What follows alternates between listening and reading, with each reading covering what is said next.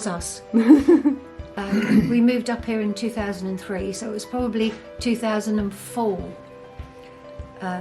when I joined. How did Dad manage to get you into the volunteers? He cut my hedge down in the front garden. With your permission? No. No, I remember coming home from work one day. Steve was working away, and so I used to come in, make a cup of tea, sit in the front room and just sort of go, oh, like that. And I looked up and I thought, why could I see the traffic going past my house? Oh, somebody's cut my hedge down. Asking several neighbours who had cut my hedge down, they said, oh, that would be the volunteers, that would be Pete Spencer. So, okay, give me his number.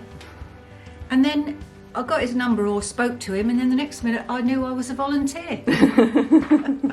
Action. How long have you been with the Bedhampton Volunteers? Officially 7 years, but Pete got me 8 years ago, a year before I retired, because he got wind that I was retiring, and he came and nabbed me. In fact, he got me the very day I retired, 3 weeks early, before my official date, found out and came and nabbed me and said, this is your list of duties. Around 2003 anyway. Yeah, early on. Yeah. How did it start? Well, I saw the graveyard at the local church, and it was overgrown and broken, gravestones, and you couldn't read the inscriptions and so on. So I thought, right, somebody ought to do something. So I thought, right, I'm free, I'm retired, I will do it. So I started there, and there were a few other people that helped me with that as well. So why did you start it?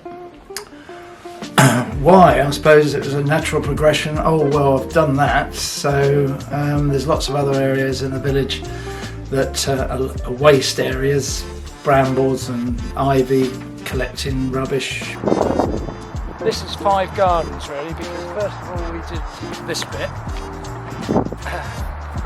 and this was a grass verge. So the show house in this estate over here, we knew the guy there because he was a friend of one of the volunteers, and he said, I want apple trees in my garden. He said, I don't want these bushes, so do you want them? So the Ely Agnes, Petunia, and the good old Formium, and they're all along there. Take it over. So how tall is that? That's 12 foot, isn't it? For about 10 foot. All these shrubs are donated.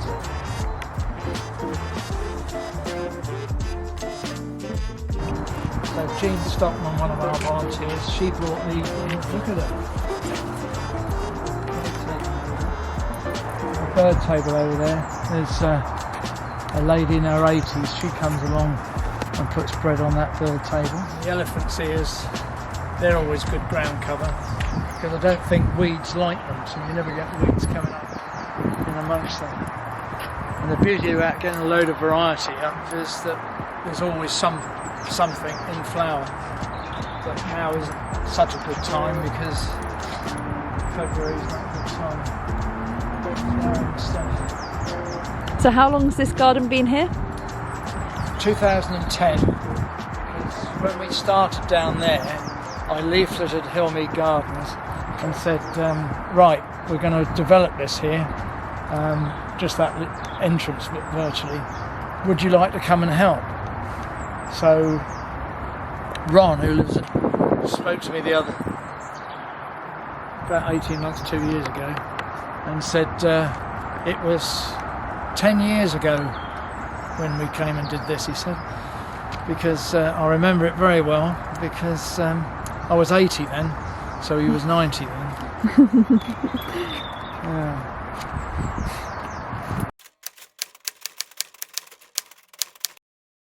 Yeah. I suppose really, partly seeing the daffodils come up this time of year makes you realise what's gone on over the years, but I enjoy all aspects of it. Mitchell Road, I would say, because when we finished there, you can look and see that it does, looks pretty good.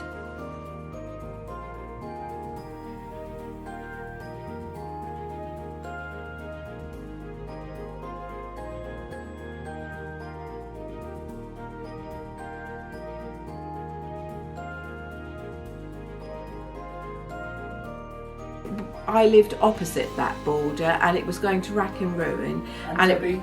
Yes, and it was, looking shabby, and we thought my next door neighbour, Debbie, that lived on the opposite corner, she and I were talking about it, and we said, well, why don't we just put some nice shrubs in there and try and get rid of the brambles and what have you. So between us, we sort of cleared it quite a bit, and then we had a great fun going round all the shops, nurseries, anywhere that sold plants, and getting their bargain basement clearance items. So actually we got 2 or 3 really quite nice cherry trees, which are beginning to be quite nice actually now.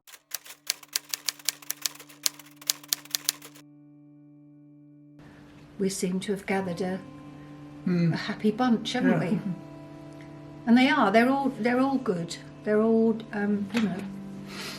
nice people, aren't they? Yeah. I think Martin's the only one that actually works. It is to beautify the area, it's to use stuff sustainably, it's to reuse and upgrade and upcycle and just generally get stuff. For example, someone was getting rid of some old shingle, and I said, can I take it for the volunteers? And we're putting it around the drains to balance them up before we put the footpath down. Now, if we were to buy that, that's an expense. And if this shingle had been dumped as it was intended, that would be a shame. So we twin these things up, and to go around the local community, making things look better, being recognised, dressing up as elves, and having a regular commitment is all good stuff. When people say thank you, and say how much they appreciate it, that is really lovely. Smarten up the village. Yeah, make it look, and it does, it looks different to other villages. People come through, you see letters in the evening news, went through Bedhampton, can't believe it, when they're at their height, the daffs are at their height.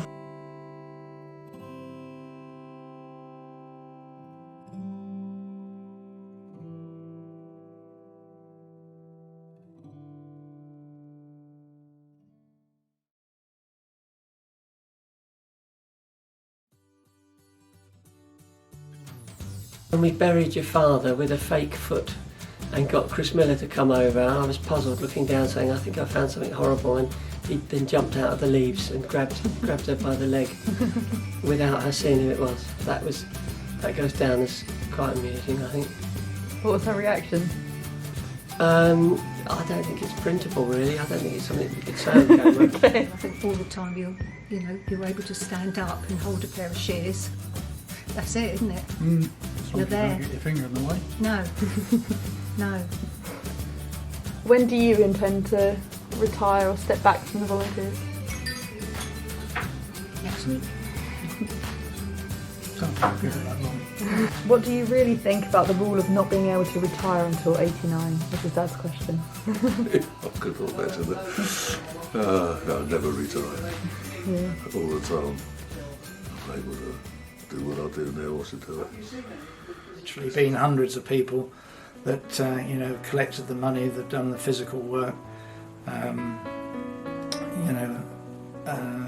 all sorts of weather, and it's good to be associated with people that have similar thoughts to sort of doing this voluntary work. Thank you, everybody that's helped and is helping and will help in the future.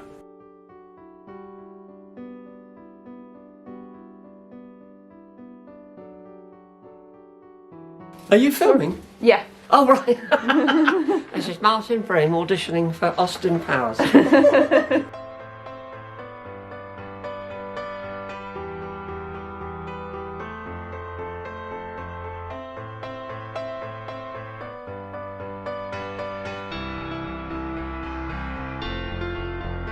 And then he retired, and then he was started being out all the time and I never saw him. And I Steve knew he's forgotten something. didn't know where he was, you know.